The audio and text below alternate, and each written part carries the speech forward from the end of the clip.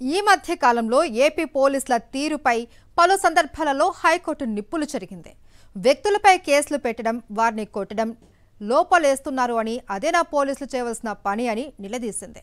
ప్రభుత్వాన్ని ప్రజలు ప్రశ్నిస్తే చాలు కేసులేసి లోపలేస్తున్నారు అని రెడ్ బుక్ పేరుతో రాష్ట్రంలో అరాచక పాలన సాగుతుందనే విషయం మరోసారి ఉన్నత న్యాయస్థానం సాక్షిగా బయటపడింది. ఈ నేపథ్యంలో పోలీసులు వ్యవహరిస్తున్న తీరును సహించబోము అని హైకోర్టు చెబుతున్నప్పటికీ కూటమి ప్రభుత్వ తీరులో మాత్రం మార్పు రావడం లేదు. కూటమి పాలన మొదలైనప్పటి నుంచి రాజకీయ కక్ష సాధింపులు అత్యంత భయానకంగా కొనసాగుతూనే ఉన్నాయి. రాష్ట్ర వ్యాప్తంగా దాడులు, వేధింపులు, హత్యలు సర్వసాధారణమయ్యాయి. బాబు సర్కారు ఏర్పడి 8 నెలలు కాకముందే అన్ని రంగాలలో అస్తవ్యస్త పరిస్థితులు నెలకొన్నాయి. లోకేష్ మార్క్ రెడ్ బుక్ రాక్షస పాలనపై ప్రముఖ జర్నలిస్టు కొమ్మినేని శ్రీనివాసరావు కామెంట్ చూద్దాం.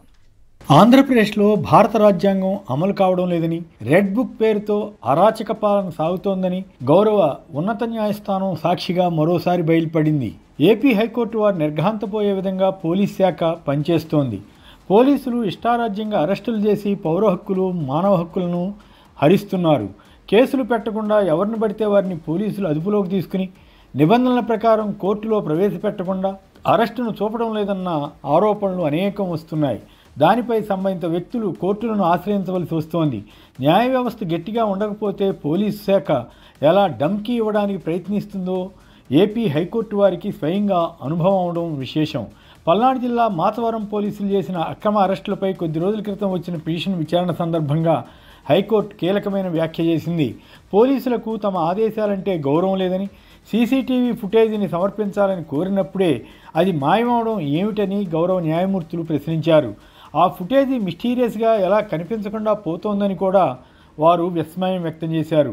ఈ వ్యాఖ్యలు చేసిన గౌరవ న్యాయమూర్తులకు ప్రజలు ధన్యవాదాలు తెలపాలి. ఈ మాత్రం అన్నా స్పందించకపోతే ఏపీలో కూటమి ప్రభుత్వం మరింతగా పెట్టరేగిపోతుంది. విశేషం ఏమిటంటే ఈ కేసులో పిటిషనర్ తన వ్యాజ్యాన్ని ఉపసంహరించుకోవాలని నిర్ణయించినట్లు లాయర్ చెప్పగా పిటిషనర్కి ఏమైనా హాని ఉందా అని హైకోర్టు ప్రశ్నించింది. ఇందులో చాలా వాస్తవం ఉందని అనాలి. అనేక చోట్ల బాధితులను భయభ్రాంతులకు గురి చేస్తూ కోర్టులకు వెళ్లకుండా పోలీసులు చూస్తున్నారన్న ఫిర్యాదులు వినిపిస్తున్నాయి. ఈ కేసులో గత ఏడాది నవంబర్ 3న ఒక వ్యక్తిని మాచవరం పోలీసులు అదుపులోకి తీసుకున్నారు. నవంబర్ 7న కానీ అతని అరెస్ట్ చూపలేదు. ఈ 4 రోజులు అతని పట్ల ఎలా వ్యవహరించారో తెలుసుకోవడానికి సీసీటీవీ ఫుటేజ్ కోరుతూ అతని సోదరులు కోర్టుకి ఎక్కారు. ఈ కేసులో సంబంధిత పోలీస్ స్టేషన్ అధికారికి ఇంక్రిమెంట్లు కట్ చేశారని ప్రభుత్వ న్యాయవాది తెలిపారు. అంటే దాని అర్థం ఏమిటి? అతను తప్పు చేసినట్లు అంగీకరించినట్లే కదా.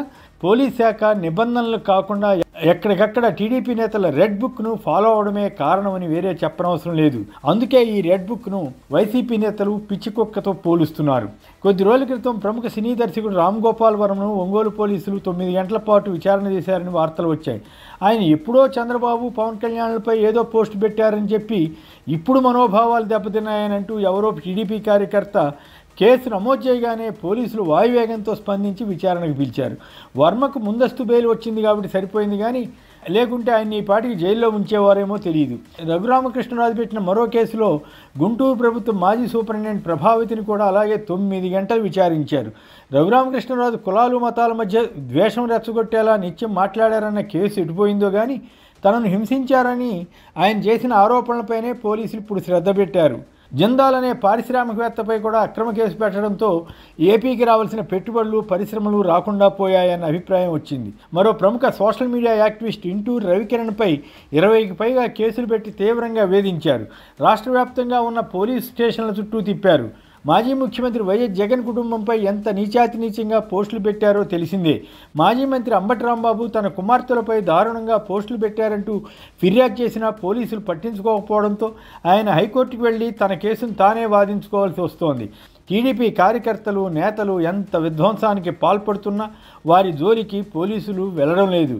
చివరికి చిన్నపాటి మున్సిపల్ ఎన్నికల్లో సైతం వైసీపీ కౌన్సిలర్లను, ఇతర నేతలను పోలీసులే అడ్డుకుంటున్నారు. టీడీపీని గెలిపించడం కోసం వారే కంకణం కట్టుకుని పనిచేయటం చాలా శోచనీయం. కూటమికి చెందిన పార్టీల వారు ఎన్ని అరాచకాలకు పాల్పడినా, చివరికి మహిళలను వేధింపులకు గురి చేసినా వారిపై కేసులు పెట్టడానికి పోలీసులు వెనకాడుతున్నారు. ఉదాహరణకు తిరుపతిలో కిరణ్ రాయల్ అనే స్థానిక జనసేన నాయకుడు ఒక మహిళపై కేసు పెడితే ఇంతవరకు ఆయనపై చర్య తీసుకోలేదు. దానికి తోడు ఆ మహిళపైనే ఎదురు కేసు పెట్టి రెడ్ బుక్ను రాజస్థాన్కు కూడా పంపించి హడావుడిగా ఆమెను అరెస్ట్ చేయించిన తీరు ఏపీలో మహిళలకు ఉన్న భద్రత ఏమిటో తెలియజేస్తుంది. అనేక చోట్ల మహిళలపై అకృత్యాలు కొనసాగుతూనే ఉన్నాయి. సుగాలి ప్రీతి మృతి విషయమై సిబిఐ దర్యాప్తు చేయిస్తానని ఎన్నికలకు ముందు చెప్పిన పవన్ కళ్యాణ్ ఇప్పుడు ఆ ఊసే ఎత్తడం లేదు. అనంతపురం సెంట్రల్ యూనివర్సిటీలో మహిళలకు ఎదురవుతున్న దుర్భర పరిస్థితిపై వార్తలు వచ్చాయి. గతంలో ప్రసంగాలు చేస్తూ మహిళల జోలికి ఎవరైనా వెళితే తోలుదేస్తామని భారీ ప్రకటనలు చేసిన చంద్రబాబు, పవన్ కళ్యాణ్లు ఇప్పుడు నోరు విప్పడం లేదు. మరోవైపు మానవ హక్కుల ఉల్లంఘన యథేచ్ఛగా సాగిపోతోంది. ఈ నేపథ్యంలో గౌరవ ఏపీ హైకోర్టు వారు ఈ మాత్రం గట్టిగా ఉండడం సమాజానికి ఉపయోగపడుతుందని చెప్పాలి.